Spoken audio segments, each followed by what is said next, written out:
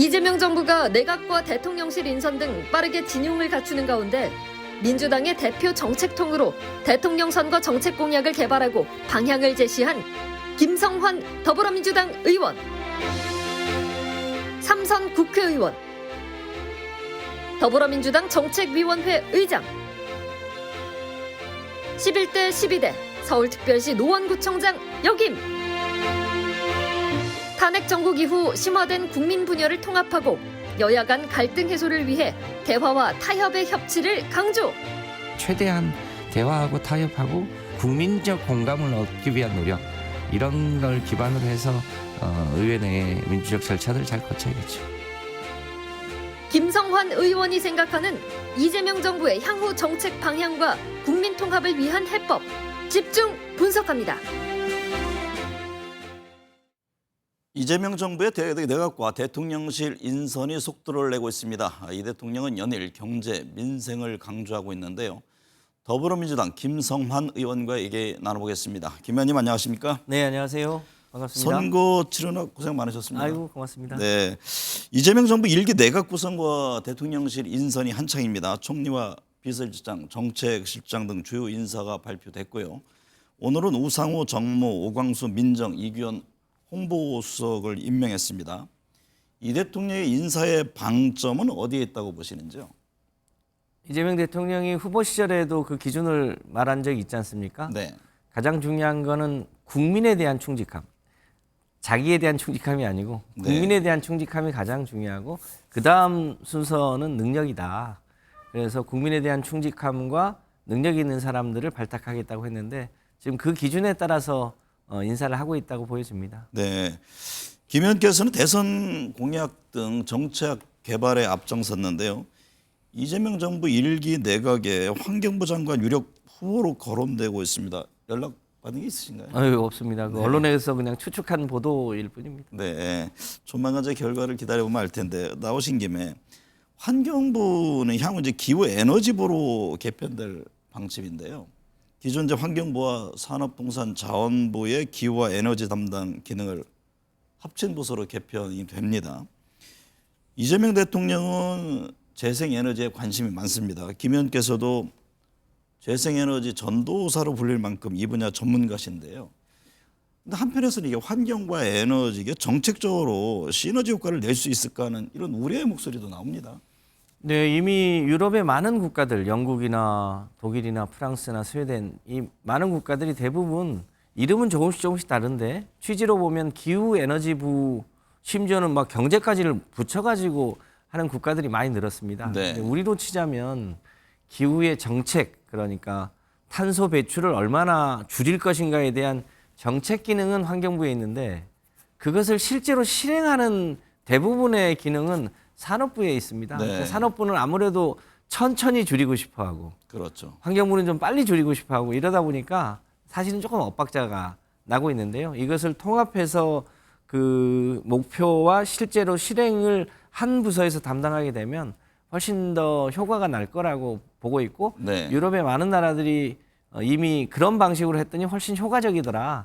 이런 검증이 되어 있는 바가 있기 때문에 네. 우리도 그렇게 통합하는 게 세계적인 추세이기도 하고 우리도 이제 기후 위기를 더 이상 피해갈 수 없지 않습니까? 네. 그런 측면에서는 세계적인 대세이기도 하고 우리도 결국 그 방향으로 가는 것이 훨씬 효과적이다. 네. 이렇게 판단하고 있습니다. 그러면서도 에너지는 굉장히 중요하지 않습니까? 그렇습니다. 에너지 산업을 어떻게 또 발전시킬까 이 점도 크게 고민을 해야 되지 않습니까? 그렇습니다. 지금 세계적으로 소위 이산화탄소, 네. 탈탄소는 이제 기본이고요.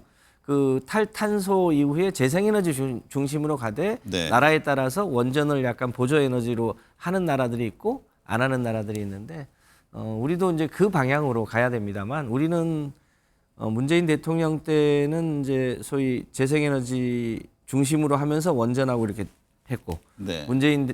윤석열 대통령 때는 정반대로 원전 중심으로 하면서 재생에너지하고 이렇게 싸움을 했는데 8년간 재생에너지와 원전이 약간 제로섬 게임 비슷하게 했습니다. 이렇게 네. 싸울 일이 아니고요. 지금은 어떻게든 석탄, 네. 석유 이런 쪽에서의 탄소 배출을 줄이는 데 온 힘을 집중해야 되고 세계적인 추세상 재생에너지를 위주로 하되 원전을 보조에너지로 해서 저 일종의 싸움의 전선을 네. 석탄과 석유로 옮겨가야 기후 위기를 넘어갈 수 있다고 보여집니다.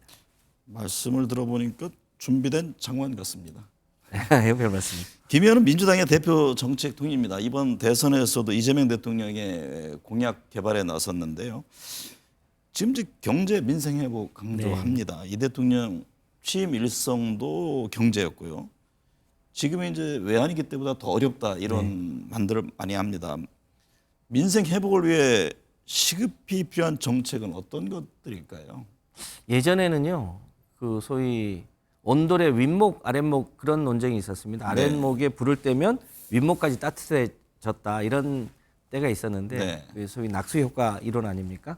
근데 지금은 사실상 낙수 효과가 잘 증명이 안 되고 있죠.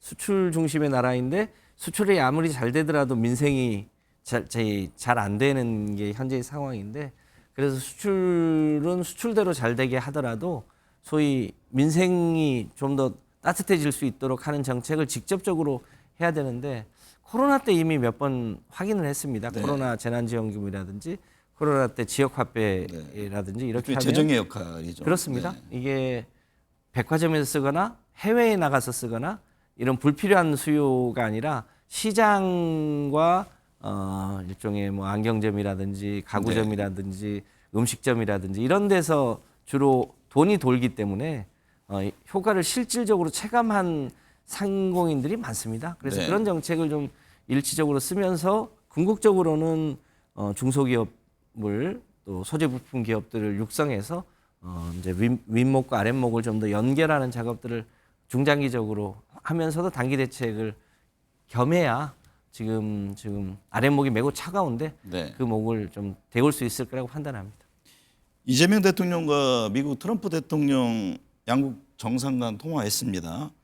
관세 합의 문제와 함께 방미 추청, 골프 라운딩 제안 등 이제 화기애애한 분위기 속에서 진행됐다고 하는데요. 조만간 양국 정상이 만날 겁니다. 이재명 정부에서의 한미 관계는 어떻게 예측하십니까? 지금 이제 정당으로 치면 미국은 보수당이고 이제 우리는 민주당이 약간 진보 정당 아닙니까? 네. 잘 케미가 안 맞을 거라고 예측하거나 우려하시는 분들이 있는데 과거로 보면요. 노무현 대통령 때 부시 정부랑 하나였고 또 문재인 대통령 때 트럼프 1기하고 같았는데 그때 사실은 케미가 비교적 잘 맞았다고 보여집니다. 네. 평가가 그렇습니다.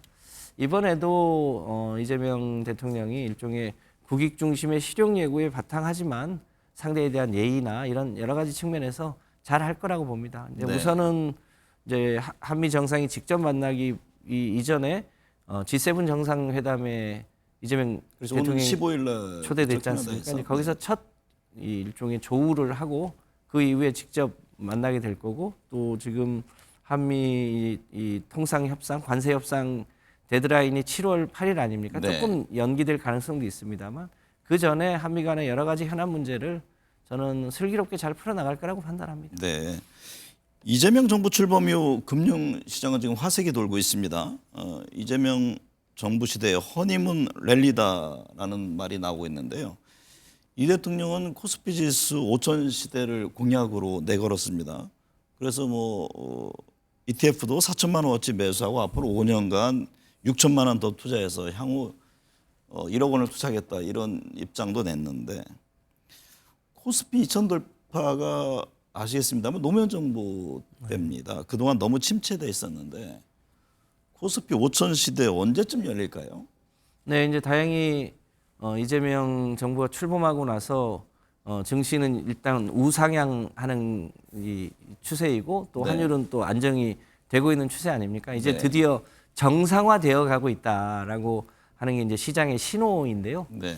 우선 그 상법 개정을 가급적 빠른 시일 내에 추진을 하게 되면 소위 이제 국내 증시의 불투명성이 상당하게 해소가 되지 않겠습니까? 네. 그러면 그게 또 하나의 일종의 추진력으로 작동할 거라고 보여지고요. 네. 또 하나의 중요한 게 소위 이 김건희 도이치모터스 주가 조작이라든지 삼부 토건 아직 확인이 안 됐습니다만 이런 이제 소위 국내 증시의 미공개 정보를 이용한 일종의 작전 세력들이 더 이상 발붙이기 어려워지고 투명성이 높아지면 한국의 기업이 갖고 있는 소위 이 기초 체력은 네. 굉장히 튼튼하다는 게 세계적인 좀 덜 평가됐다 이런 그렇습니다. 이제 그런 얘기들이 면에서 많잖아요. 상법 개정과 투명성이 높아지면 저희는 곧바로 3천에서 4천까지는 치고 올라갈 거라고 보고 네. 또 이제 몇 가지 추가적인 조치들이 있으면 임기 내에 5천 가는 건 뭐 불가능한 공약이 아니다 이렇게 네. 판단합니다. 곧 민주당 차기 당대표 원내대표 선출이 있습니다. 이번 당대표는 이재명 정부 출범 이후 집권 여당의 첫 대표이고 지금 대통령실과 손발을 잘 맞춰서 국정 운영을 뒷받침해야 하는 자리인데요. 얼마 전부터 민주당 안에 개파 얘기는 좀 사라졌습니다. 네, 그렇습니다. 지금의 민주당 어떤 리더십이 필요하다고 보십니까? 저희가 이번 이제 민주정부가 4번째 아닙니까? 네. 김대중 노무현 때만 해도 일종의 국민 전체로 보면 비주류 정부라는 그런 국민 의식이 있었습니다. 네. 여전히 경제나 안보는 보수가 더 잘해 이런 그렇죠. 여론이 있었는데 그 여론이 점차 문재인 정부 들어오면서 경제나 안보도 민주당이 꽤 잘하네 이런 느낌이 있었습니다. 네. 이제 문재인 정부 때 소위 주류로 진입할 수 있는 가능성을 보여줬고요.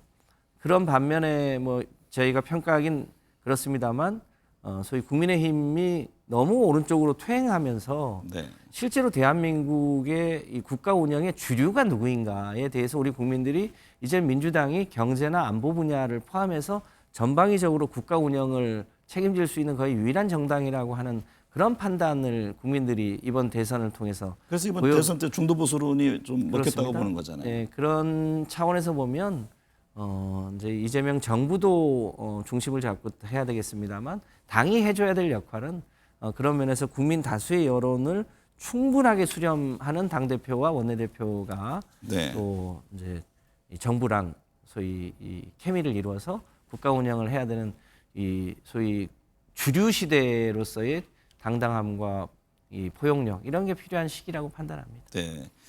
탄핵 정국 속에 국민 분열은 심화됐고 여야 간 갈등도 이어졌습니다. 이재명 대통령 통합 강조하고 있고요. 국민 통합을 위해서는 이 대화, 타협, 양보 등이 중요합니다. 특히 정치권이 변해야 할 텐데요. 집권 여당의 자세 중요합니다. 이재명 정부에서의 대화, 타협의 정치 공간 기대해도 될까요? 그러니까 정치라고 하는 건 여야가 다 함께하는 것이긴 합니다만 네. 근본적으로는 결국 여당의 책임입니다. 그렇습니다. 여당이 얼마만큼 잘하느냐인데 민주주의의 기본 원리는 사실은 다수결이 먼저가 아니고요. 대화와 타협이 먼저입니다. 네. 대화와 타협이 도저히 잘 진행이 안 될 때 이제 불가피하게 소위 다수결의 원리도 활용하는 건데요. 네. 저희가 여당이 된 만큼 충분히 이 야당들하고 이 대화 타협을 우선해서 추진하고요. 그것이 정이 불가피할 때 소위 다수결의 원리도 적정하게 활용은 하겠습니다만 이제 저희가 여당이 된 만큼 기존의 야당 때하고는 다른 네. 이제 일종의 포용과 일종의 성김의 리더십을 발휘할 때가 왔다고 판단합니다. 네. 잘할 거라고 판단합니다. 말씀하셨듯이 사실 민주주의의 핵심이 대화 타협의 프로세스 아닙니까? 그렇습니다. 네. 이재명 정부는 지금 170석의 거대 여당입니다. 범야권을 합하면 뭐 190여석에 네. 달하는데요. 행정 권력, 입법 권력 이 모든 걸 갖고 있어서 정부가 원하는 방향으로 정책을 주도할 수 있습니다. 그런 만큼 이에 대한 우려의 목소리도 나오는데 대법관 증언과 관련해서 이 대통령이 좀 야당의 반발 등을 고려해서 속도 조절을 주문하기도 했고요. 여당으로서 당연히 책임감이 더 클 수밖에 없을 것 같습니다. 그렇습니다. 이제 그 여소야대 정부가 있었던 적이 있긴 있었거든요. 88년도에 여소야대 정부가 있었고 또 지난 윤석열 정부 때 여소야대 정부였습니다만 대부분 이제 여대 야소였습니다. 네. 근데 그때는 오히려 훨씬 더 책임감이 크죠. 더 중요한 거는 이제 입법 권력과 행정 권력을 가졌다가 아니라 가장 중요한 건 결국 국민과 민심 아니겠습니까? 민심에 따라서 어떻게 국민들을 잘 동의를 얻어가면서 할 거냐 이게 네. 핵심이라고 판단합니다. 네. 더불어민주당이 추진한 뭐 야권이 같이 한 거죠. 내란, 김건희, 최병 특검법 등 3대 특검법이 국회 본회의를 통과했습니다. 뭐 이제는 대통령 거부권 행사라는 걸림돌이 사라졌는데요. 앞으로 이 새 특검의 진행은 어떻게 됩니까? 네, 저희도 이제 지난 이재명 정부 들어서 첫 본회의 때 세 가지 특검법을 처리를 했는데요. 네. 매번 특검법을 처리할 때마다 기존의 윤석열 정부가 다 거부권을 행사해서 처음으로 거부권을 행사하지 않는 특검을 처리하고 나니까 감회가 남다르더라고요. 네. 우리 국민들이 뭐 다른 문제가 아니라 기존의 검찰이 잘 했더라면 특검을 하지 않았을 거 아닙니까? 네. 우선 진실을 확인하는 것은 진실대로 확인하고 그 진실에 따라서 법적 책임을 물을 건 묻고 그 이후에 어떻게 할 거냐는 건 이제 그 이후의 문제인데 진실을 덮자는 것이 이 뭐랄까 포용은 아니기 때문에 우선 진실을 확인하기 위한 노력 갈수록 증거가 훼손되고 있지 않습니까? 그 노력은 빨리 해야 될 때이다. 그리고 그 이후의 문제는 그 이후에 판단해야 되지 않겠냐 싶습니다. 네. 이재명 대통령 후보 시절 유세 기간 내내 내란에 대해서는 단호히 처벌하되 정치 복원하지 않겠다 이 점을 강조했습니다. 이 같은 원칙은 계속 유효하겠죠? 당연합니다. 네. 그 보통 매 맞은 사람은 발 뻗고 자고 매를 때린 사람이 네. 뭉클이고 잔다고 하지 않습니까? 네. 이재명 대통령은 실제로 칼로 검찰 권력으로 펜으로 네. 여러 번 이 죽을 고비를 당한 적이 예, 있죠. 김대중 대통령 이상으로 죽을 고비를 넘겼는데 그만큼 이제 이 남은 인생은 정말 이 덤으로 산다고 한 만큼 충분히 포용하면서 보복하지 않고 포용하면서 갈 거라고 판단합니다. 네. 이재명 대통령과 관련된 재판들이 있습니다. 민주당은 이 재판들은 헌법에 따라 정지되어야 한다고 강조했는데요. 이 대통령과 관련된 재판에 대해서는 어떤 견해세요? 뭐 잘 아시는 것처럼 헌법 84조에 대통령은 내란과 외환죄를 제외하고는 재직 중에 형사소치를 받지 아니한다고 헌법에 나와 있지 않습니까? 네. 근데 그것을 어떻게 해석하느냐에 대한 의견이 있는데 다수의 헌법학자들은 기존에 있는 재판들도 다 대통령 기간 동안에는 중지된다고 하는 게 실제로 다수설이고 네. 최근에 트럼프 대통령도 같은 케이스 아니었겠습니까? 그런 면에서 이 문제는 이참에 좀 정리를 하고 그것이 뭐 재판이 사라지는 게 아니라 네. 대통령 임기 끝나면 그 끝난 이후에 그 재판은 계속되는 것이기 때문에 그 이후에 하면 된다. 지금 대통령은 국가의 수반으로서 굉장히 중요한 자리이기 때문에 내란과 외환의 죄를 제외하고는 형사소추 문제를 예외적으로 해놨기 때문에 그것은 기존 재판도 같이 적용하는 게 맞다. 네. 달리 해석할 여지가 없다. 이렇게 판단합니다. 이 대통령은 일단 지금 한남동 관저에 머물기로 했고 집무실은 청와대로 다시 이전한다는 방침인데요. 여러 준비가 필요해 보입니다. 청와대 이전 시점은 언제쯤 될까요? 저도 어제 처음으로 한남동 관저에 가봤는데요. 네. 그 이제 청와대로 돌아가겠다고 하는 계획은 확고하고요.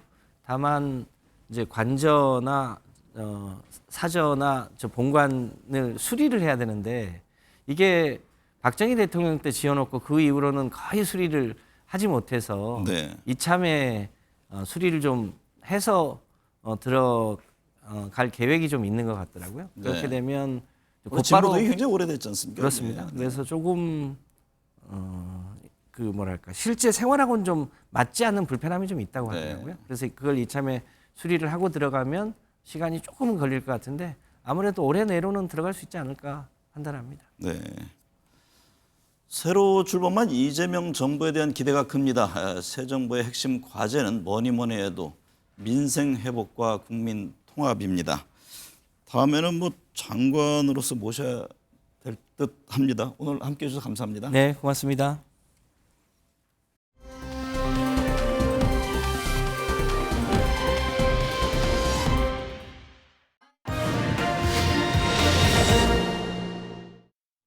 네, 정치권 현안 짚어보겠습니다. 민병덕 더불어민주당 의원, 김성태 전 국민의힘 원내대표, 김미연 RN서치 소장, 홍영식 한길리서치 소장 나오셨습니다. 네 분 어서 오십시오. 네, 반갑습니다. 안녕하세요.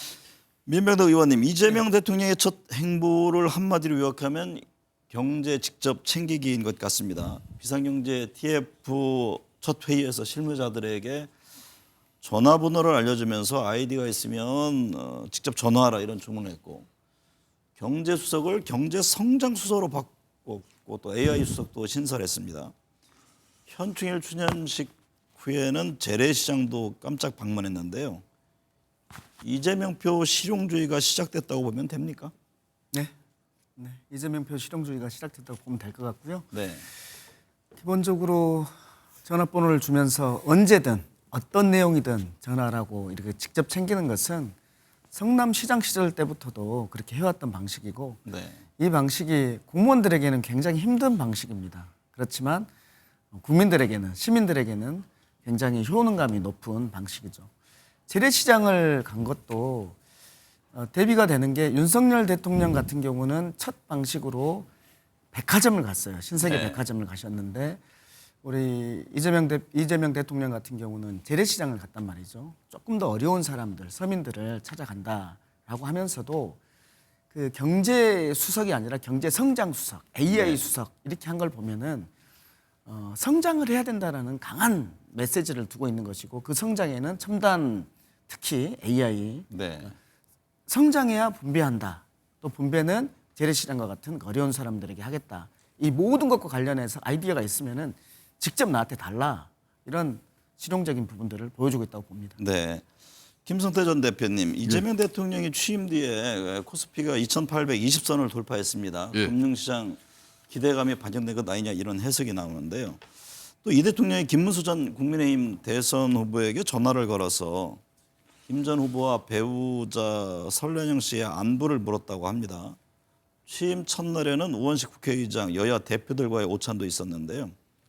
이 대통령의 취임 뒤 닷새의 행보를 어떻게 평가하십니까? 그러니까 2017년 이제 박근혜 대통령 탄핵 이후에 이제 조기 대선의 경험이 두 분 다 이제 민주당 후보가 이제 당선됐죠. 그렇기 때문에 벌써 그 자체도 있어서는 안 되지만은 조기 대선 이후에 정부가 어떻게 이제 들어서고 또 국정 운영을 어떻게 안정시켜 나가면서 또 국정 이제 이 조기 대선으로 인수위 없이 시작하는 정부가 어떻게 이제 시작해야 되는 건지 네. 뭐 그런 게 나름대로 사전에 상당한 준비가 이루어지고 또 상당히 저는 그런 측면에서 안정적으로 보여집니다. 네. 이 뭐 이런 부분은 대단히 국민들 입장이나 국가적으로도 이번 뭐 조기 대선을 치르고 난 이후에 국가의 불확실성이 제거되고 또 안정적인 또 국가 리더십이 확보된 그런 부분에 대해서 이제 국민들도 상당히 뭐 좀 안도하고 시장도 그런 측면에서 반응하는 거 아니겠습니까? 네. 뭐 저는 일단 시장은 상당히 뭐 그래도 안정적이고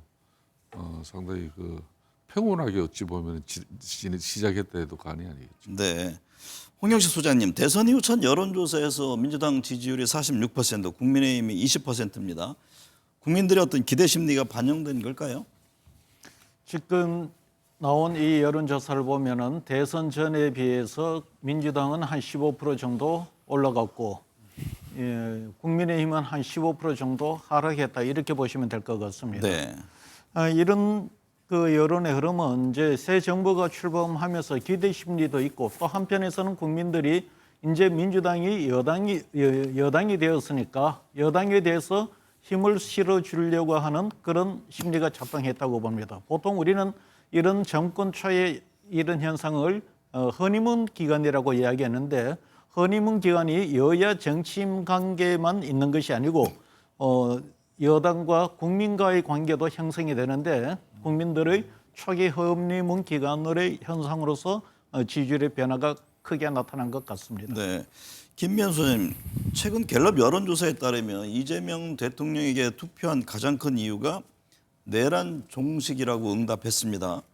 이재명 대통령도 이 부분을 잘 알고 계실 텐데 네, 앞으로 어떻게 반영될까요? 네, 그렇죠. 왜냐하면 이제 대선 기간 동안에도 이재명 대통령의 이번 선거의 그 성격에 대해서 규정을 하지 않았습니까? 이거는 바로 내란 종식이라고 규정을 했기 때문에 많은 국민들이 투표를 한 이후에도 이 내란 종식이 가장 높게 나타났고요. 그 다음에 바로 이제 이재명 대통령의 그 행정 능력, 경험 이런 걸 또 높게 나타난 걸로 조사됐고요. 근데 지난번 20대 대선하고 좀 비교를 해보면요. 20대 네. 대선에서는 그냥 이재명 후보에게 투표한 이유가 상대 후보가 싫어서 말하자면 이제 윤석열 후보가 싫어서 투표했다는 응답이 가장 높았고 그 다음이 경험이었거든요. 그런 거를 감안해 봤을 때 이번에는 이재명 후보의 능력과 경험 그리고 내란 종식 그것 때문에 많은 국민들이 투표를 한 것 같습니다. 민병덕 의원님, 이재명 대통령이 서울 용산 집무실에서 임기를 시작했습니다. 이 대통령이 무덤 같다고 할 정도로 심각한 상황이라고 밝히기도 했는데요. 이 현재쯤 정상적인 업무가 가능한지 우선 궁금하고요. 조승래 수석 대변인은 그런 얘기를 했습니다. 텅 빈 용산이 범죄 은폐 현장이라고 밝히기도 했는데요. 어떤 상황입니까? 용산에 파견됐던 공무원들이 있지 않습니까? 네. 그분들이 업무 인수인계를 하고 가야 되는데 당연하죠. 근데 그분들을 다 원대 복귀시켜버렸다는 얘기 아닙니까? 그러니까 갔더니 필기도구 자체, 컴퓨터, 프린터 할 사람도 없더라라는 얘기여서 이거는 좀 상식에 반하는 상황이었다라고 보이고 그렇게 적막했다라는 측면의 말씀인 것 같고 그러면 왜 이렇게 했을까에 대해서 국힘당에서는 이렇게 말을 했더라고요. 김문수 후보가 당선됐어도 똑같은 상황이었을 것이다. 네. 이렇게 얘기하는데 이것은 말이 안 돼요. 그럼요. 어쨌든 새로운 대통령이 왔을 때 기존에 있었던 늘공들이 인수인계까지 제대로 하는 것이 직무를 제대로 하는 것이 그거 안 하는 것이 직무유기 아니겠습니까? 네. 근데 왜 그렇게 했을까에 대해서 보면은 추측입니다만은 기존의 분들한테 용산에 윤석열 대통령 계실 때 어떻나와 관련된 얘기들이 당연히 말이 나오지 않겠습니까? 네. 이것들을 막기 위해서 미리 보내버렸다라는 것이 좀 설득력이 있어 보입니다. 네. 김성태 전 대표님, 청와대 보수가 끝나는 대로 이재명 대통령은 집무실과 관저를 청와대로 옮길 예정인데요. 좀 많은 관광객들이 다녀간 만큼 이게 안보나 보안 문제 많은 신경을 써야 하지 않을까요? 정말 그 안보 보안 문제는 상당히 이제 완전히 이제 3년 거의 넘게 3년 몇 개월 동안 이제 문재인 전 대통령이 퇴임한 때가 2022년이거든요. 네. 그때 문재인 대통령 퇴임 이후에 청와대 대통령 집무실을 갖다가 전면 다 공개해 버렸어요. 네. 그러니까 뭐 접견실이라든지 큰 뭐 상징적 그것만 공개하니까 안가까지 다 공개를 해버렸어요. 네. 그렇기 때문에 상당히 안보 보안적인 측면에서는 또 몇 개월 동안이라도 뭐 이재명 대통령 입장에서는 너무 서두를 필요도 없어요. 네. 충분하게 또 청와대 안전 또 보안 뭐 이런 부분을 충분하게 점검하고 사전 대비를 철저히 해서 그렇게 이제 간절을 이동하는 게 저는 맞다고 보고요. 네. 조금 전에도 이제 참 그 용산 이제 윤석열 집무실을 갖다가 이제 뭐 대통령실을 갖다 완전히 다 비우면서 이 흔히 말하는 널공들은 인수인계에 그 각 부처별로 이제 매뉴얼이 있거든. 이걸 이제 사실 있을 수 없는 일 아닙니까? 그렇죠. 그러니까 의공들은 어쩌다 공무원 된 정무직 인사거든 그럼요. 빠져주는 게 그거는 맞는 거고요. 널공들 입장에서는 뭐 정부 부처에 파견 나온 그 부처를 원대 복귀를 시켜버렸는데 이거는 뭐 과거의 역대 정권들도 이 널공들은 또 하이직 같은 경우는 그대로 유지시킨 경우도 많아요. 그렇기 네. 때문에 불필요한 웬 오해를 갖다. 그런 아마 왜 일으켰냐 보면은요. 2017년 박근혜 대통령 탄핵 이후에 이제 그때 문재인 정부 들어왔는데 그때 민정비서관실 이렇게 캐비넷을 열어보니까 삼성 경영권 성계 지원 뭐 방안 그런 문건이라든지 네. 문화체육 블랙리스트권 이런 게 나와 가지고 쉽게 말하면 그때 뭐 엄청난 또 요 관련자들 또 옥고도 치러야 되고 처벌도 받았고 시끄러웠어요. 그래서 이번에는 너무 정의정돈 청소를 너무 잘한 것 같아요. 네. 홍영식 소장님, 이재명 대통령 선거운동 기간 동안에 임기 내에 그 세종시로 대통령 집무실을 옮기겠다고 공약했는데 이에 대한 국민들의 기대는 어떻습니까? 일단 이 정확한 발언은 후보 시절에 세종시로 대통령 집무실을 옮기는데 그때 헌법을 바꾸는 국민적 합의를 거쳐서 국민적 합의라는 전제가 있었죠. 이렇게 이야기를 네. 달았죠. 네. 사실 대통령실이 이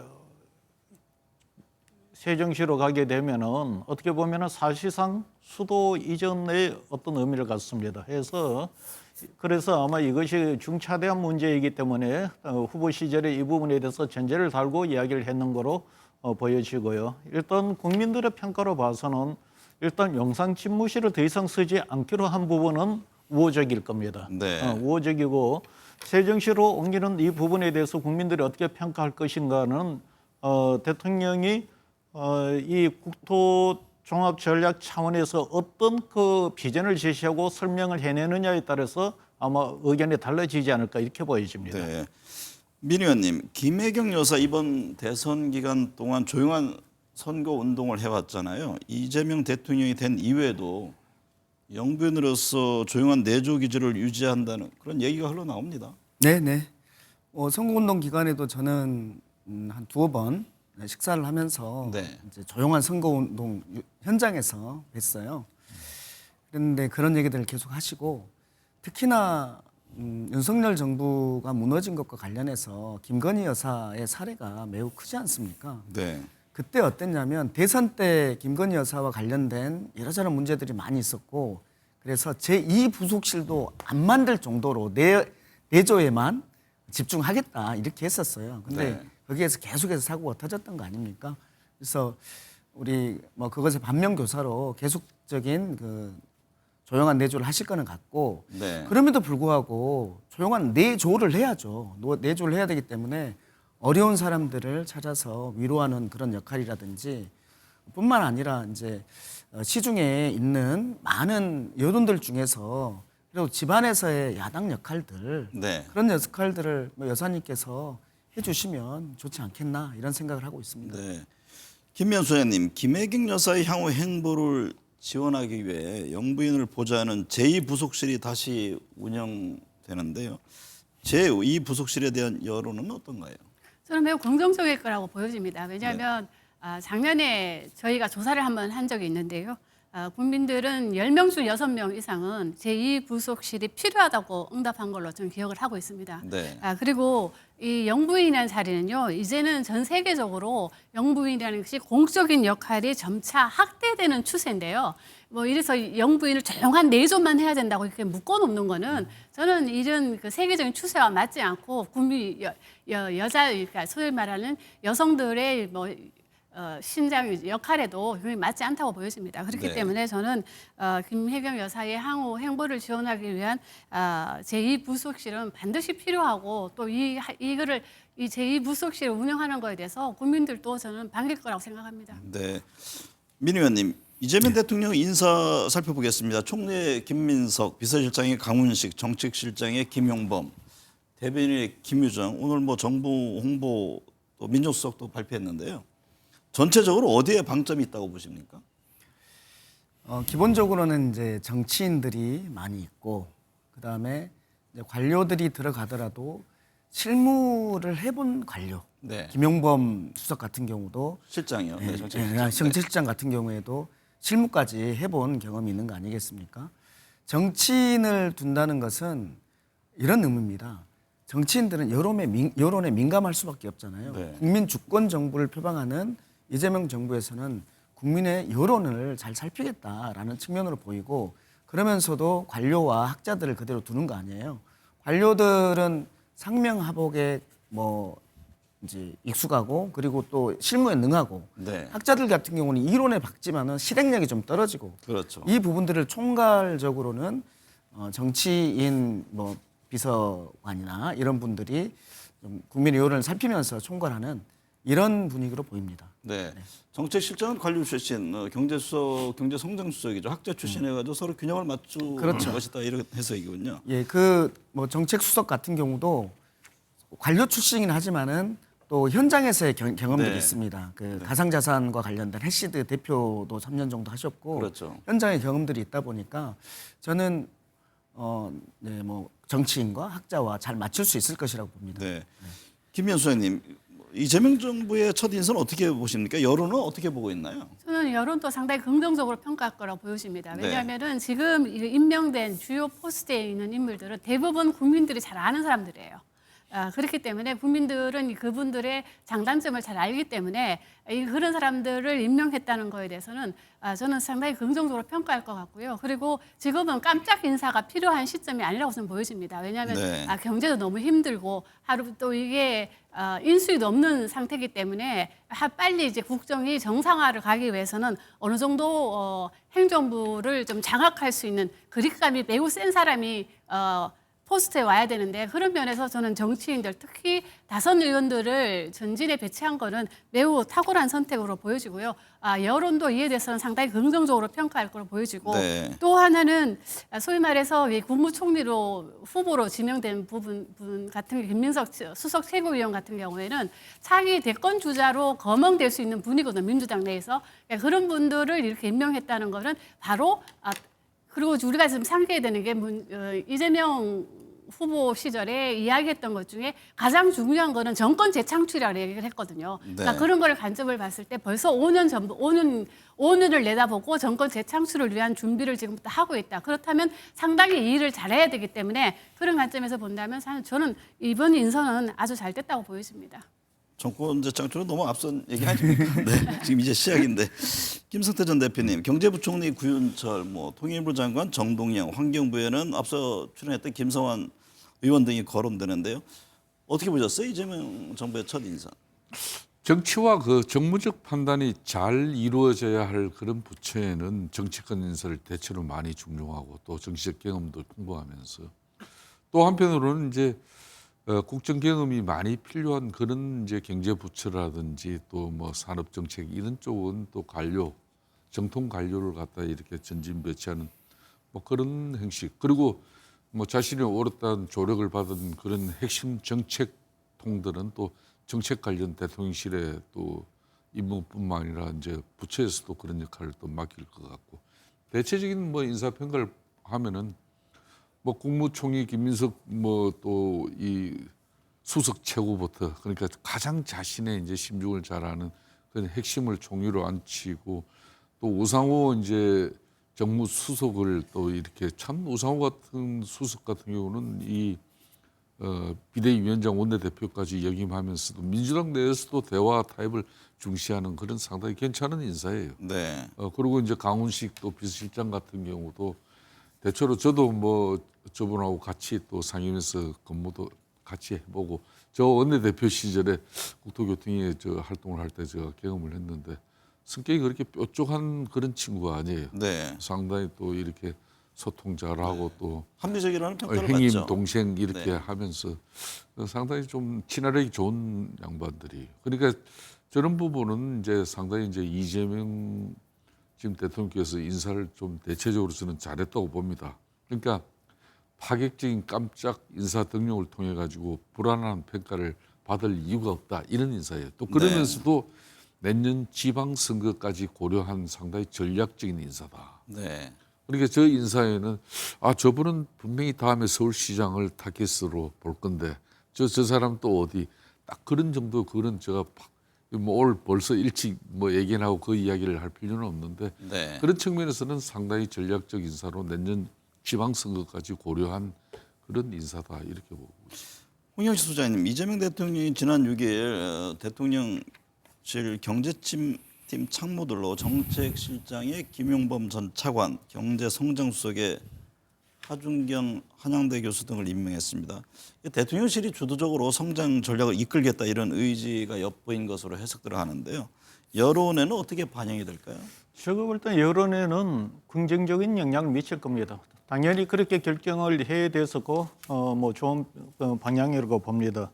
사실 윤석열 대통령은 보수 정권으로서 아마 국민들은 어느 정도 이 경제 문제에서 성장 문제에 대한 어떤 기대를 했었는데 윤석열 대통령은 거의 3년 동안 이 사회 문제에 집중하면서 경제를 거의 제대로 챙기지를 않았어요. 네. 그러다 보니까 거기에 대한 어떤 반대의 어떤 기대도 있는 거고 또 한편에서는 지금 전체적으로서 민주당은 전통적으로 이 분배 정책을 성장 정책보다 우선시했는데 문재인 정부부터 성장 정책을 우선시를 이제 하는 방향으로 틀었습니다. 그런데 네. 사실 문재인 정부도 유심히 보면은 앞에다가 뭐라고 해놓으면 소득주도 성장 정책의 전략으로 갔어요. 말은 이게 성장 전략인데 앞에 소득 이 주도로 달아나서 사실은 이 분배 정책을 완전히 벗어나지를 못했던 면이 있습니다. 그런데 이번에는 그런 전제 없이 분배 정책을 전면에 내세웠다는 것은 잘한 것이고, 또 하나는 이제 문재인 정부 때 봤던 그런 경험이 있어서 이것을 지금 현재 제시하는 정책보다도 성과로 이어져야만이 나중에 단단한 여론으로 이어질 겁니다. 네. 김성태 대표님, 지난 5일에 내란 특검법, 최혜병, 김건희 특검법이 국회 본회의를 통과했잖아요. 뭐 정권 교체로 거부권 행사, 재표결 뭐 이런 반복되는 상황도 없을 텐데 국민의힘 안에서도 이 특검법을 바라보는 시선이 좀 지난 정부 때와는 달라 보입니다. 향후 특검법 문제는 어떻게 보고 계십니까? 당연히 이제 윤석열 정부 당시의 그 인식을 국민의힘 의원들이 가졌다면 그거는 저는 180도로 그 인식을 저는 달리해야 된다고 봐요. 네. 윤석열 대통령이 뭐 때문에 망했습니까? 김건희 여사에 대한 가보예요. 예? 해병대 최상병 특검법을 왜 그걸 예면했습니까? 그러니까 김건희 특검법을 왜 또 그렇게 목을 걸고 예면했어요? 그러니까 이걸 호미로 막을 것을 가래로 막는다는 말이 딱 맞아 떨어진 게 바로 이 부분입니다. 네. 윤석열 대통령 시절에 김건희 특검법이나 해병대 최상병 특검법 정도는 이걸 수용해가지고 전국 안정을 가져가는 그런 측면에서 국민적 의혹이 있고 국민적 문제가 있다 그러면 그건 당연히 특검을 통해서 뭐 단죄할 건 또 단죄를 해야죠. 그러니까 YS 같은 경우도 정권 말기였지만은 자제분 김현철 씨를 갖다 뭐 구속 수감까지 되더라도 그 아픔을 겪으면서도 국정운전은 평온하게 한 거고, DJ 같은 경우 세 아들을 다 그렇게 힘든 시간을 보냈어요. 네. 그런데 윤석열 대통령만 유독 김건희 여사에 대한 특별한 그 지나친 애정이 결국은 보수 정권에서 보수 정당에서 국민의힘에서 자신 보고 5년짜리 대통령 임기 잘 마치고 복귀해라 그랬지 누가 2년 10개월 하고 자기 사전에 서초동으로 복귀를 해라 그랬습니까? 네.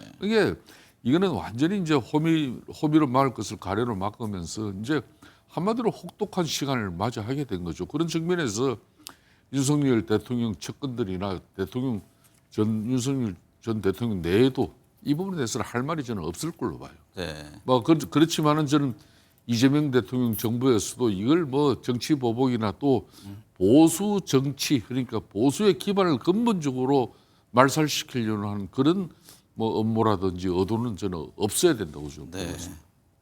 지나친 애정 때문으로 보고 계시는군요. 예?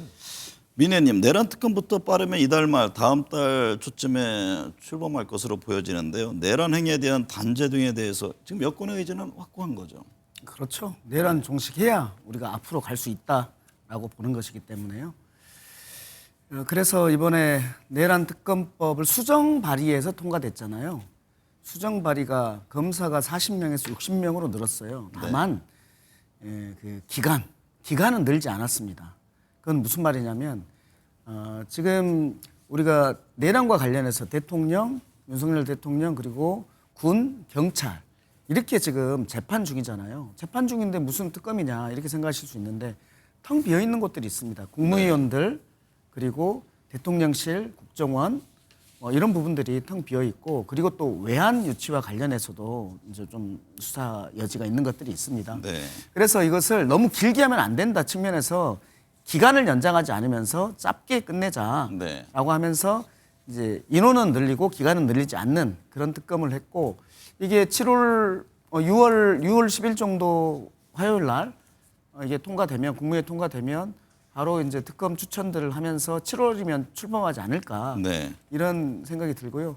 아까 김성태 전 의원님 말씀하신 것처럼 이 특검과 관련해서는 우리 검찰총장 출신의 대통령께서 특검이라는 것을 최혜병은 본인과 관련된 것이고 이제 김건희 본인 부인과 관련된 이 부분들에 대해서 너무 막으면서 지나친 방탄을 하면서 네. 일을 키워온 느낌들이 있는 거고, 또 좋은 말씀 주셨는데 근데 이것을 가지고 정치법복의 수단으로 살아서는 안 된다. 너무나 맞는 말씀이다. 네. 라는 말씀을 드립니다.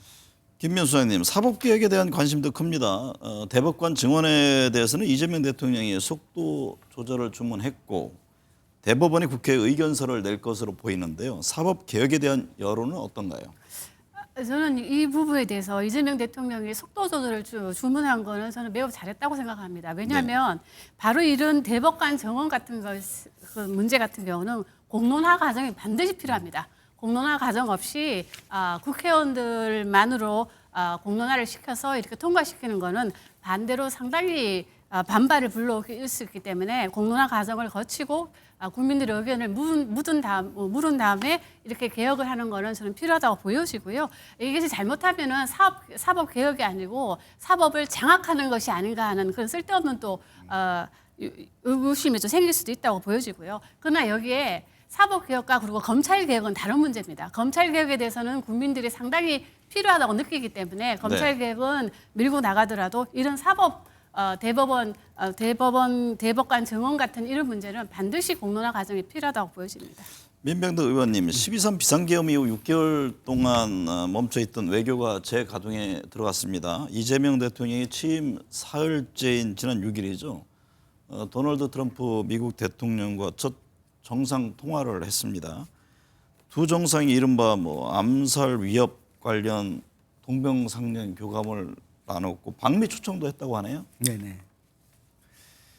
그 동병상련인 게 여러 가지가 있어요. 네. 암살 위협도 그렇고 실제로 목에 한 분은 한 분은 정말 두상을 입은 거 아니에요? 총상을. 네. 그리고 또 하나는 뭐가 있냐면 두 분 다 직전 대선에서 패한 경험들이 있는 거예요. 그 쓰라림들이 있는 겁니다. 네. 그런 같은 아픔들에 대한 동병상련이 있었을 거고요. 또 하나는 우리 트럼프 대통령은 정말 협상가 아닙니까? 이런 이제 결단을 하는 그런 협상가 스타일이신데 그분 입장에서도 이재명 대통령이 마음에 들 거라고 봅니다. 네. 이재명 대통령도 정말 고비마다 결단들을 해온 그런 스타일이잖아요. 네. 그래서 두 분의 케미는 꽤 잘 맞을 것이다. 저는 오히려 배짱이 맞을 거다라는 생각들을 합니다. 네. 김성태 대표님, 트럼프 대통령이 동맹을 위한 골프 라운딩을 하자고 제안했습니다. 트럼프 대통령의 골프 사랑은 유명하잖아요. 그렇습니다. 일본의 그 아베 전 총리도 골프를 치면서 친해졌는데 어떤 의미가 있다고 보십니까? 사실상 윤석열 전 대통령도 트럼프하고 이제 골프 실력 맞추려고 작년에 연습 꽤나 했다는 거 아니겠습니까? 골프 연습만 제대로 하고 국정 운영을 제대로 펼쳤으면 참 좋았는데 좀 안타깝죠. 안타깝고 저는 이제 트럼프 대통령이 이렇게 골프 라운딩을 제안했다는 것은 상당히 이제 의미를 좀 뒀다고 봅니다. 네. 특히 한미 동맹 관계는 아무리 트럼프 자신이 때로는 장사치로 이렇게 요즘 관세라든지 이런 통상무역을 또 다스리는 문제도 있지만은 골프 라운딩을 하자 그러면 상당히 여러 가지 의미를 두는 거예요. 또 저 양반이 또 골프 강의지 않습니까? 네. 골프 강의면서 본인 자신이 자신의 골프 실력을 챔피언십 수준이라 그래요. 그래서 실질적으로 타이거 우즈나 로리 맥킬로이 이런 사람들 같이 쳐보니까 타이거 우즈 같은 경우는 꽤 긴 드라이브를 날리더라. 네. 로리 맥킬로이 같은 경우는 아마추어 치고는 대단한 실력이다. 그러니까 실질적으로 트럼프의 핸디캡은 한 2.8에서 한 4 정도로 자기가 얘기했는데 치본 사람들은 핸디캡은 한 10으로 봐야 된다 이런 정도인데 네. 그러니까 너무 또 형편없는 실력 가지고 또 이재명 대통령이 라운딩을 하면은 나중에 치고 나서 또 너무 이것 때문에 또 우습게 볼까 봐. 네. 그래서 좀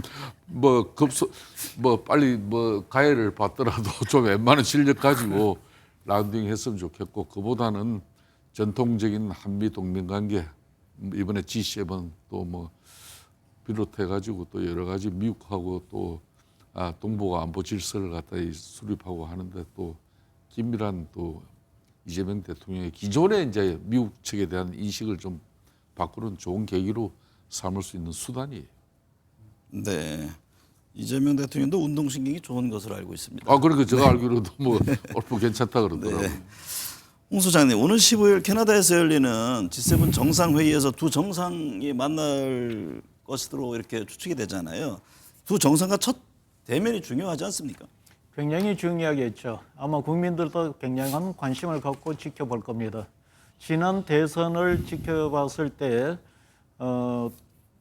두 후보 간에 제일 큰 쟁점이 되었던 것이 이 경제 안보 이 전략을 어떻게 할 것인가 이 문제를 놓고서 격돌을 했던 거고, 사실 이 문제와 관련해서 보수 후보 쪽에서는 공세를 취했지만 사실 그 이재명 이제 대통령입니다만 후보 시절에 그 부분에 대해서는 국익을 우선을 해서 대응차하겠다 이렇게 이제 그 당시는 그렇게 넘겼는데, 이제 그 핵심은 뭐가면은 미중 간에 있어서 과거에는 디커플링, 지금은 이 지정학적 리스크로 해서 두 국가 간의 어떤 대립 과정에서 우리나라가 경제 안보 문제를 어떻게 풀어갈 것인가 이 문제다 말입니다.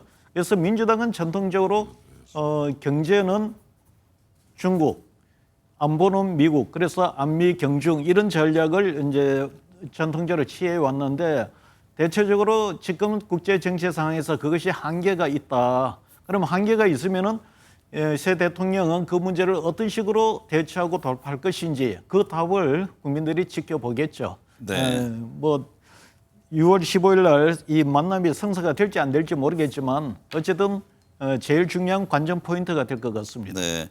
김명수 의원님, 다음 중국, 일본, 러시아 등 두 정상 간 통화가 이루어질 텐데요.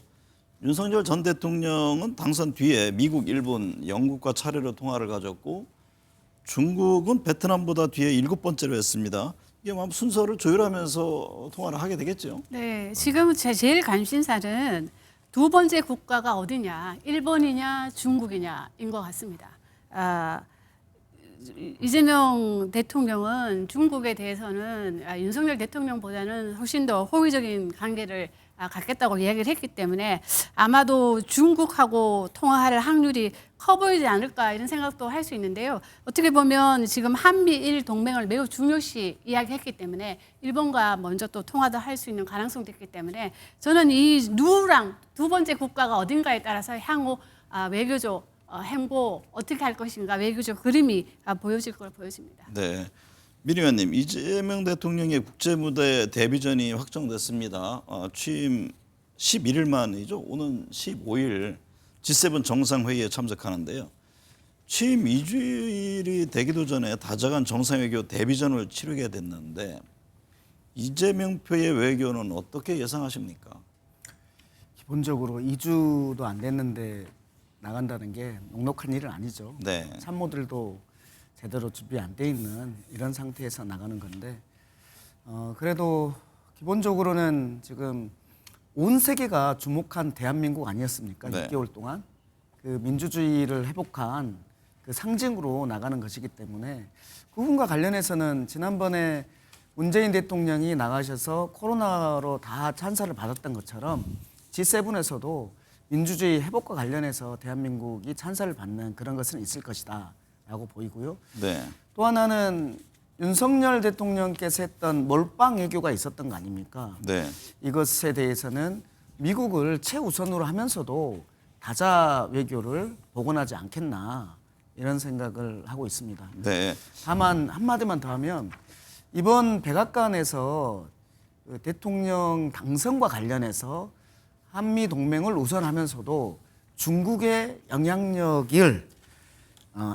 행사를 반대한다 이런 논평을 냈어요. 네. 이거는 제가 보기에는 좀 결례다라고 네. 보이는데 어쨌든지 간에 이렇게 미국은 이 부분 중국과의 관계 부분에서 이렇게 민감하다라는 측면들이 있기 때문에 이재명 대통령께서 이 문제를 좀 고려하면서 좀 해야 되지 않겠나. 네. 김성태 전 대표님, 이재명 대통령의 민주당 의원들이 모여있는 텔레그램 방에서 나갔다고 합니다. 고생하셨다 등으로 화답한 의원들이 있는 반면에 나가지 말고 남아서 의견을 들어달라 이런 반응도 보였다고 하는데요. 당무 개입에 선을 그으려는 의도가 있는 것 아닐까요? 그렇습니다. 이제 이재명 대통령은 이제 민주당에서 이제 수권 정당으로서 대통령이 되기 위한 어떤 그런 언들하고의 동시적 어떤 그런 소통 관계는 이제 그거는 이제 청산되고 끝난 거죠. 네. 대통령이 되고 나면은 왜 이제 오로지 국민만 쳐다봐요. 본인 취임사 때도 밝혔지만은 이제는 뭐 보수의 문제 또 뭐 진보의 문제가 아니라 오로지 국민의 문제만 보겠다 그랬지 않습니까? 네. 그렇듯이 당연히 이제 민주당 텔레그램 방에서 이렇게 나오는 것은 저는 잘한 판단이라고 보고 민주당하고의 이 텔레그램 방에서 나오는 것도 중요하겠지만은 어떻게 보면은 이재명 대통령을 만들고 민주당 내에 또 후보의 지위를 확보하는 과정까지 정말 함께 온 그런 이재명 대통령 입장에서는 정말 떼야 뗄 수 없는 그런 사람들이 있죠. 바로 뭐 개딸들이라는 분, 뭐 그런 분들도 이제는 좀 완전한 뭐 전령까지는 하지 않더라도 네. 국민 중에 한 사람으로서 국민 중에 한 뭐 그런 소통 채널 정도로 이렇게 해가 주는 게 저는 좋다고 보는 거고 제일 중요한 것은 이제 이재명 대통령이 이제 소통할 부분은 이제 특히 여소야대 정부에서 비록 국민의힘이 예소한 그런 이제 보수 야당입니다만은 이제 민주당은 상대적으로 거대 여당입니다. 네.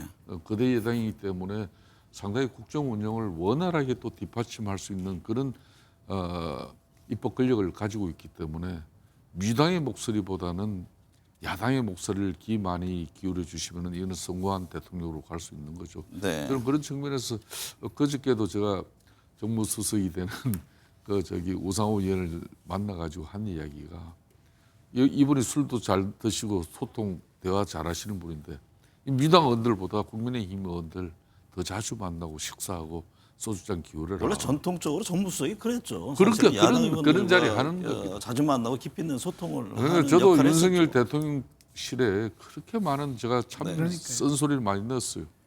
네. 예? 정무나 뭐 비서실장 시간 나는 대로 민주당하고 대화하고 소통해라. 네.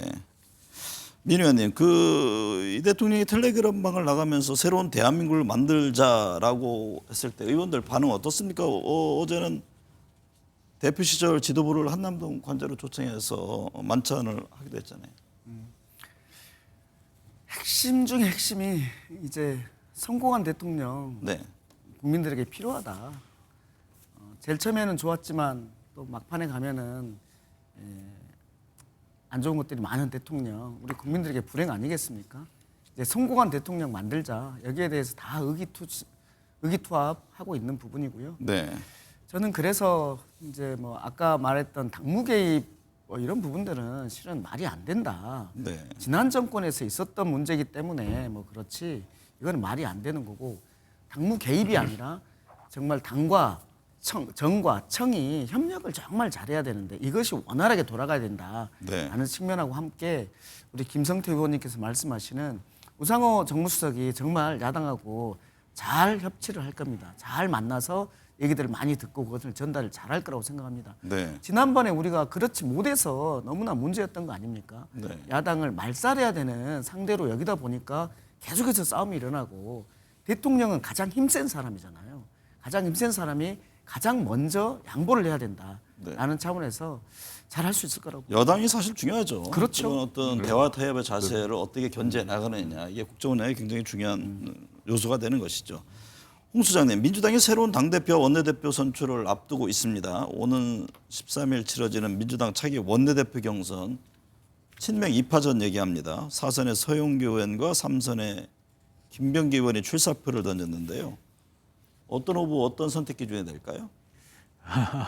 당내 사정 이야기에서 제가 전망하기는 쉽지가 않고 제가 봐서 일단 이재명 대표가 대통령 되기 당선되기 전이라면은 이재명 대표의 어떤 그 영향력이 크게 작용했겠죠. 그래서 뭐 선수와 이재명 대표의 명심 이런 식으로 그거를 전망을 해볼 수가 있겠는데 네. 이제는 대통령으로서 이제 당을 떠났기 때문에 지금은 제가 볼 때는 그런 관전 포인트보다도 이 민주당 내의 이전 386 그룹과 그 이후 포스트 386 그룹 간의 어떤 그 역관계가 어떻게 재정립될 것인가 그리고 네. 그것이 어떻게 보면 우리는 세대 교체라고 표현하는데 그것이 어떻게 이루어질까 그런 관점에서 지켜보는 게 오히려 더 중요한 게 아닌가 이렇게 보여집니다. 네.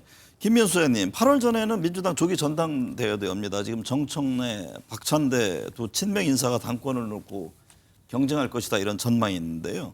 두 사람 다 이재명 대통령과 당원들 신임이 두텁잖아요. 어떨까요?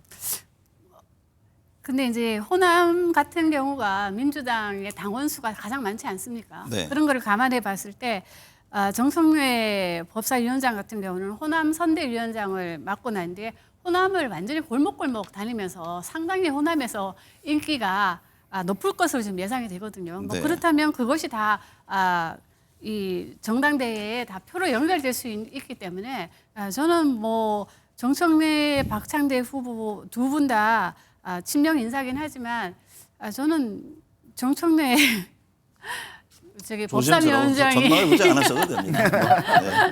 그걸 예측하는 게 쉽지 않은 거죠. 김성태 전 대표님, 국민의힘도 차기 당권 경쟁을 본격화하겠는데요. 오늘 16일 날 새 원내대표 그리고 이제 뭐 전당대회 또 어떻게 될지 궁금한데 앞으로 국민의힘 지도부는 어떻게 될 것 같습니까? 오늘 이제 김용태 지금 이제 비대위원장이 오전에 이제 기자회견을 통해서 이제 5대 계획 과제를 갖다 이제 이렇게 발표를 했지 않습니까? 네. 저는 상당히 오늘 그 내용이 앞으로 이제 국민의힘이 가야 될 방향을 상당히 잘 제대로 짚었다. 저는 그런 측면에서 이제 특히 탄핵 반대 당론을 무효화시키겠다는 그런 의지는 상당히 저는 개인적으로 높게 평가하고 싶어요. 네. 그렇게 우리가 탄핵이 잘못된 거는 잘못된 걸로 우리가 자성하고 반성하면서 성찰하는 그런 모습을 갖춰야만이 정당이 다시 이 보수의 영역을 건강성을 가지고 우리가 회복할 수 있는 거죠. 뭐 그런 측면에서 오늘 김용태 비대위원장이 당론 무효화 추진하고 또 대선 후보 교체 과정에 지난번 공당에서 실컷 8명 그 많은 비용 들여가지고 경선 치열하게 치러가지고 경쟁력 확보한 그런 후보를 갖다 그냥 한덕수 대행에 그냥 그 다리 정도로 이렇게 취급하고 그걸 그 단일화를 대선 김성태 전 전략이라고. 대표님도 그것까지는 예상 못하셨죠? 저는 예상했어요. 그거 하지 마라 그랬어요. 그렇습니다. 대단히 잘못. 여기 이 방송 와서도 네. 한덕수 대행이 만일 정치적 소신과 결심이 섰다 그러면은 이 경선 처음부터 참여해라. 네. 민주당으로부터 정치적 공격당하고 국민들에게 그런 대응으로서 분명히 몹쓸 짓 하는 거지만은 그래도 본인이 정치적 소신이 있다면은 처음부터 세상에 네. 공짜 없다. 그래서 나중에 꽃감마 타려고 하면 꽃상녀 탄다. 저 이야기를 그 방송을 여기서 했거든요. 네. 그대로 돼버렸지 않습니까? 네. 저는 그런 측면에서 국민의힘이 차기 당권 경쟁은 아무래도 지금 현재 시간이 좀 걸릴 것 같아요. 그거는. 네. 그거는 뭐 지금 비대위원장 오늘 제시한 대로 9월 초에 이제 전당대회 되는 전으로 가는 게 맞다고 봐고 비대위를 롱텀으로 또 가면은 여기는 정치적 업무가 또 들어갑니다. 또 친윤 인사들. 네. 그런 측면에서 16일 날 우선 첫 원내대표 선출 여기에도 보면은 전에 당대표 한 사람 뭐 전에 또 원내대표 한 사람이 또 나서고 말이에요. 그 후배들한테 기회 주지 않고 자신들이 나서가지고 뭘 하겠다는 거예요. 네. 저는 그러면 안 돼요. 그래 이 지금 새로운 정치판을 만들어야 되는 거지 기존의 자신의 이미지 어떤 정치 방식 가지고 또 여야 관계 가져가면은 윤석열 대통령 때도 그런 거 아닙니까? 전부 이게 여소야대 전국에서 말이에요. 정치적 대화 타협을 집권당이 정치를 실종시킨 경우가 어디 있어요? 네. 그런 바보 짓을 한 사람들입니다. 그 사람들이 지금 또 다시 전면에 선다는 거는 이거는 어떤 경우든 있을 수 없는 일. 새로운 인사가 새롭게 보수를 재건하는 그런 측면에서 원내 사령탑으로서 새롭게 서기를 바라는 마음이죠. 민병덕 의원님, 그 여당에서는 어떻게 봅니까? 차기 당권을 두고 뭐 한동훈 전 국민의힘 대표, 김문수 전 국민의힘 대선 후보가 또 맞붙을 것이다 이런저런 전망들이 나오는데 국민의힘 상황을 어떻게 바라보고 있습니까? 한동훈 대표, 친한계 한동훈 대표, 김문수 후보를 어디로 봐야 되나요? 친윤계라고 볼 수가 없지 않습니까? 친윤계였었던 권성동, 권영세 여기에서 한덕수 총리를 내세워서 날리려고 한 거 아닙니까? 네. 거기에 그러면 근데 41% 정도 얻은 김문수 후보는 좀 독자적인 세력인데 41% 정도를 얻었기 때문에 그래도 어느 정도 힘을 가진 그런 후보로 보이는 그런 세 개의 파트가 있고 또 하나는 요즘 홍준표 전 시장의 행보를 보면 네. 홍준표 전 시장과 뭔가 좀 움직일 것 같죠? 이준석의 이제 보수 또 재통합이라든지 이런 흐름들이 좀 보여서 약 4개의 흐름들이 좀 보인다. 그런데 문제는 그 흐름들의 핵심 목표가 뭐냐? 당권을 잡는 목표가 뭐냐? 당권의 방향을 무엇으로 할 거냐? 이게 핵심인데 당권의 방향을 민주주의 회복, 당내 민주주의 회복, 민생의 회복 이렇게 잡을 것인지 아니면은 여당 견제, 이재명 악마화 이렇게 계속 둘 것인지에 따라서 그게 달라진다고 봅니다. 네. 저는 국민을 우선하는 방식으로의 당권 경쟁을 하면 뭐 성공할 거고 그러지 않으면 망할 거다. 저는 간절히 합리적 보수가 다시 재건되기를 간절히 바라는 네. 방향입니다. 김명수 소장님, 이준석 개혁신당 의원 이번 대선에서 한 자릿수 지지율에 머물렀는데요. 막판에 그 여성 신체 부적절 발언이 큰 논란이 됐습니다. 이 의원의 대선 결과 앞으로 행보 어떻게 보고 계세요? 8%라는 득표율이 적지 않은 득표율이라고 저는 평가를 하고요. 이 득표율로서는 어떤 보수의 차기 희망이라는 걸 보여준 동시에 저는 한계도 보였다. 왜냐하면은 출구조사 결과를 보면 20대 남성들에서는 매우 높은 지지를 받는 반면에 여성들에서는 한 자리 숫자에 그치는 거로 나타났거든요. 네. 그런 거를 봤을 때 역시 갈라치기라든가 이런 거는 상당히 앞으로 이준석 의원이 극복해야 될 문제가 아닌가 보여지고요. 그러나 희망도 있다. 보수의 희망으로서 젊은 보수의 희망으로서 앞으로 나아갈 방향도 정해졌다. 이렇게 보여집니다. 제가 김성태 전 대표께 짧게 여쭤볼 내용이 있는데 국민의힘과 개혁신당을 합치는 흐름은 어떨까요? 지금은 제가 볼 때는 국민의힘이나 개혁신당이나 보수가 합리적 보수로 거듭 국민들에게 태어나기 위해서 그런 쇄신과 또 개혁의 어떤 그런 건전한 경쟁을 저는 해야 된다고 봅니다. 이 건전한 경쟁을 이루고 나면은 적절한 시기에 더군다나 1년 이제 채 남지 않은 그 내년 지방선거를 앞두고 또 그냥 국민의힘과 또 개혁신당이 이렇게 후보를 각자 내면 그 선거는 하나 많아요. 네. 그러나 상대 민주당은 지금 현재 집권당입니다. 그렇기 네. 때문에 합리적 보수의 길을 위해서 치열하게 새롭게 태어나야죠. 네, 오늘 말씀 감사합니다. 네.